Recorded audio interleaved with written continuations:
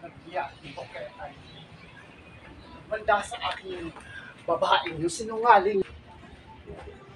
Buketa! Buketa! Ilabas mo! Ilabas mo! Buketa!